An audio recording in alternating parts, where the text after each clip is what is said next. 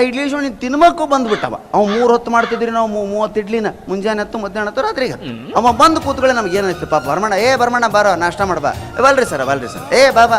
ಅವಾಗೇನು ಇಕ್ಕಳ್ದ ತೊಗೊಂಡು 1-2 ಹಾಕೋದು ಸಂಕೋಚ ಮಾಡ್ಕೊತಾನಂತೇಳಿ ಆ ಪಾತ್ರಿನ ಸರಿಸಿದ್ವಿ. ಅವ ಪಾಪ ನೋಡಿ ಹಳ್ಳಿ ಮನುಷ್ಯ ರೀ, 28 ಇಡ್ಲಿ ಹಾಕೊಂಡ್ಬಿಟ್ಟ. 28 ಕ್ಲೋಸ್.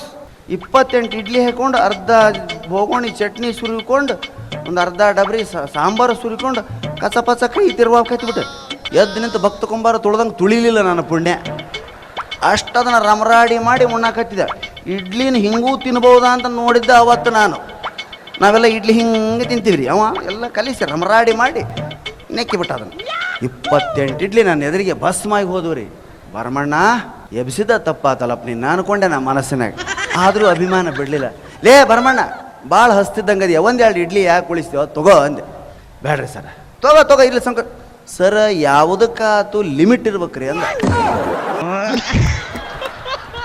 ಏಯ್ ಹುಚ್ಚ ನನ್ನ ಮಗನೇ, 28 ಇಡ್ಲಿ ತಿಂದಿ ಲಿಮಿಟ್ ನೀನು? ಅದೇನಕ್ಕ ಅವೆಲ್ಲ ತಿನ್ನ ಸರ. ತಿಂತಿದ್ದೆ, ಇದ ಈಗ ಉಂಡು ಬಂದೀನಿ ಅಂದ. ಮುಗೀತಲ್ಲಿ ಕತಿ.